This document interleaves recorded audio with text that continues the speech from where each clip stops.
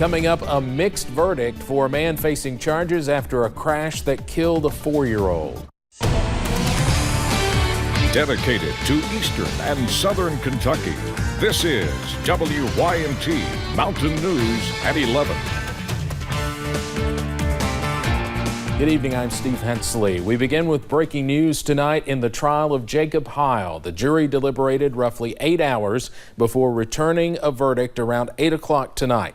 The jury convicted Jacob Heil on the DUI charge, but he was found not guilty of reckless homicide in the death of 4-year-old Marco Shimwell. The verdict comes after days of difficult testimony recounting the moments before and after the crash. Chad Hedrick has been following the trial closely and has reaction to the verdict. It started Monday afternoon when Liz Shimwell, 4-year-old Marco's mother, took the stand to talk about her little boy and the day a fun time at a UK football game became the most tragic of her life. He just said, we were hit and Marco was hit bad and we just need to pray it's bad. Liz's husband was walking along Cooper Drive with Marco and their 7-year-old son when Marco was hit by a car. Prosecutors say Jacob Heil, who was 18 at the time, was behind the wheel under the influence and went off the road hitting Marco. The young boy died 2 days later. Jacob Heil caused the death. He did cause the death. He lost control of his motor vehicle. During closing arguments Thursday morning, prosecutors showed video of Heil's field sobriety test, saying he failed to pay attention and complete some of the tasks. The defense did not fight the DUI charge, but say Marco stepped in the road in front of Heil's car, as a key witness testified earlier in the week. However, Marco's father testified Tuesday that's not what happened. If the child is in the lane of travel, this is an accident, and that's the end of this case. After hours of deliberation, the jury reached their verdict. As to count 1, we, the jury, found the defendant not guilty. Minutes later, Heil walked out of the courtroom, a free man. This is not something where there are any winners in this case. We're very glad that the jury saw it for what it was, an accident, and that's all the comments that we'll have. We respect the jury's verdict in this case. It was 4 days. They deliberated a long time, but I have to say we respectfully disagree with the jury's verdict. Jacob Heil today got a tremendous gift from this jury, and I pray that he uses it wisely. That was Chad Hedrick reporting. The DUI charge is a misdemeanor. The judge gave Heil the maximum penalty of $500. You can find more coverage of the trial on our website at WYMT.com. Former President Bill Clinton has been admitted to the University of California Irvine Medical Center for a non-COVID related infection. That's video of him in Hazard in 1999. The former president is, quote, on the mend and in good spirits, according to a Clinton spokesman. State police are investigating after a man was hit and killed by a log truck in Knott County on Wednesday afternoon. KSP got a call about a person being hit on Kentucky 899 in the Pipapassis community. Troopers found Charles Benton with serious injuries. An initial investigation found that Benton was standing by the road when a log truck hit him. Benton was flown to Holston Valley Medical Center, where he later died. No charges have been filed. The SOAR Summit in Corbin wrapped up this afternoon. Governor Andy Beshear, Congressman Hal Rogers, and other state and local officials addressed the conference, sharing visions of hope and optimism that better days are ahead for Eastern Kentuckians. Appalachian Regional Commission co-chair Gail Manchin was also there, highlighting the partnership between SOAR and ARC. What I would hope is that we could work together as a central Appalachian region, that we could start making the entire region be able to thrive and to grow, and that these areas of very distressed counties could become some of the most competitive counties in the Appalachian region. ARC regularly awards grants to various organizations in Kentucky. The keynote speaker today was former astronaut Jerry Leninger. I interviewed him and Congressman Rogers today for Issues and Answers, and that will air Monday night at 7. The need for reliable internet access is more important than ever in Appalachia. Panelists at the SOAR Summit discussed the importance of implementing high-speed broadband throughout the region.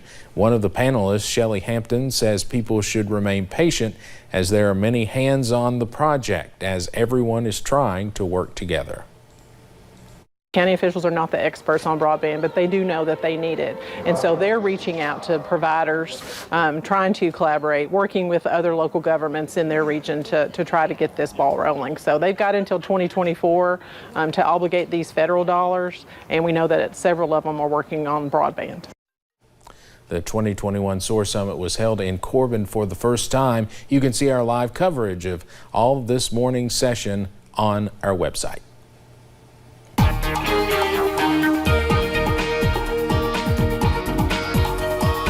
Clouds continue to move on in as we head through the overnight hours. That's ahead of a strong cold front. It's going to bring some fall weather back to the mountains as soon as tomorrow night. Our time-lapse camera from the University of Virginia at Wise. We did have a little bit of a nice sunset out there before that latest round of cloud cover moved on in. Our camera at London Corbin Airport. It's a quiet night at the airport, sitting at 68. We're not going to move a whole lot as we head through tonight. The National Weather Service at Jackson tied the record high set just 4 years ago at 82 degrees. We were also 82 in Hazard. London just shy by 3 degrees of tying a record. They got in at 80, as did Harlan. So many of us on the warmer side earlier today. Still a couple of low 70s out there in Jackson and Prestonsburg, even Somerset and Moorhead. But most of us in those upper 60s at this hour. It's mostly a clean sweep on Pinpoint Doppler. A lot of this is just ground clutter, but a few showers trying to get going across parts of central Kentucky and southern Kentucky, portions of Casey County just west of our area. So mid-60s for tonight. Mostly cloudy, a little bit of fog as well.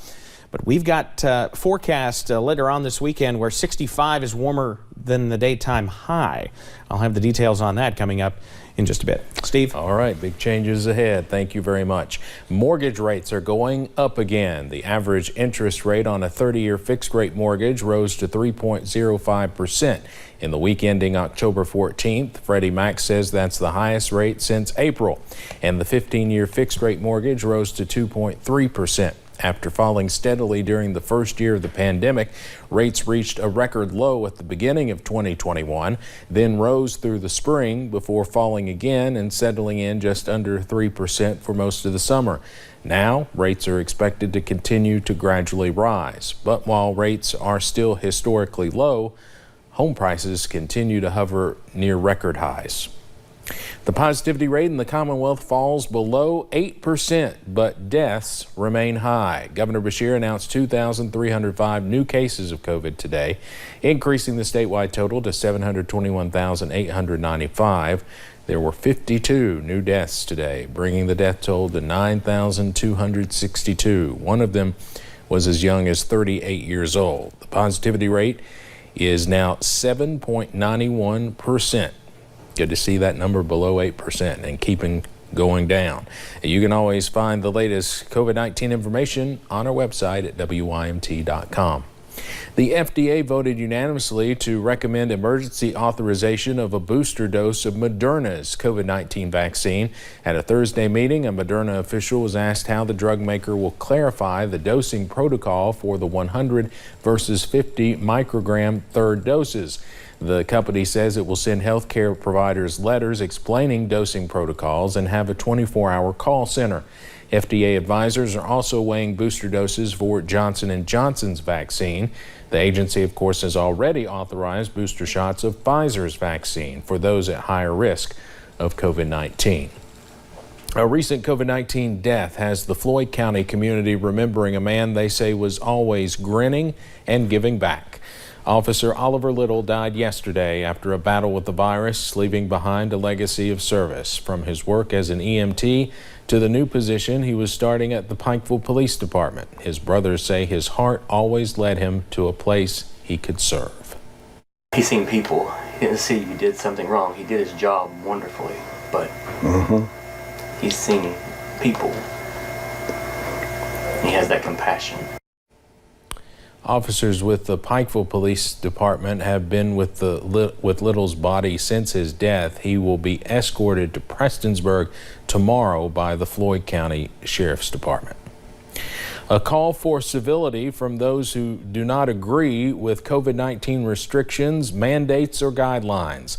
That civility statement was posted on the Estill County Schools Facebook page after what the superintendent calls a few cases of parents being abusive to school leaders. WYMT's Phil Pendleton has more on what took place and how leaders hope it will soon be put to rest. COVID-19 has required students and staff to wear masks and sometimes to have to quarantine.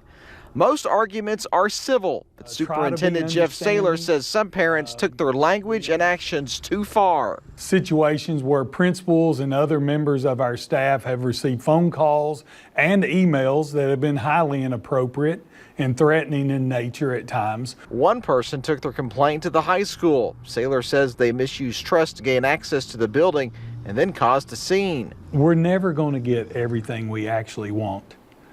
But I think if we could just understand that, hey, we have to try to put policies in place that protects everyone. While all of this was certainly alarming, the superintendent tells me there have been a number of cases where civility was in order.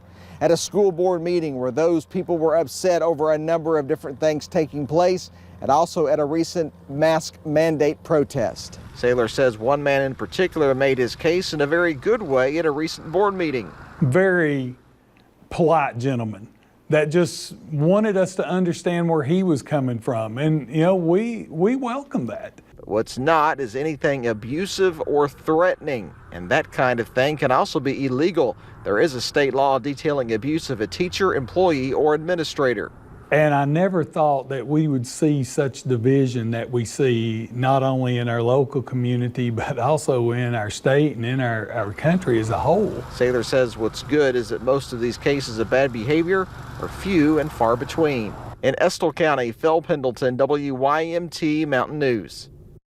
Estill County currently has a mask mandate that some parents are not in agreement with, but the superintendent says he hopes they may be able to lift that before the end of the school year. Big Sandy RECC recently heard of a community fire department in need of a little help and came through in a big way. RECC donated a used pickup truck to the WR Castle Fire and Rescue Squad in an effort to help the community and the department. The truck, which department officials say could use a bit of a makeover with decals and lights, is only a small gesture, and the cooperative wanted to do more. They've been tremendously helpful to us over the years during ice storms and snowstorms and different types of situations. If we needed the roadblock so we could try to restore power or anything like that, they've always been willing to help us.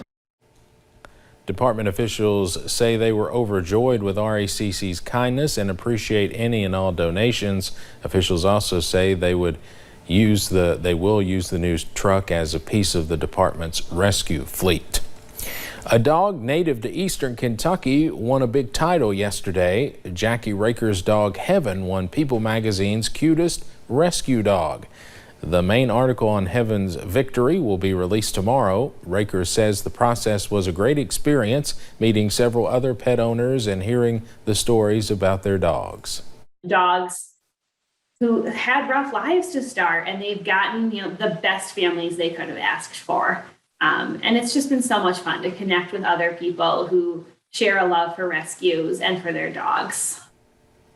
Raker says they look forward to the opportunities Heaven's new title will bring. Still to come at 11, a Thursday night event, usually in the summer, returns to Hazard with a fall twist. And speaking of fall, we got sweater weather on the way as we head into the weekend. I'll have the latest on how many rounds of showers we'll have to get through first coming up. Make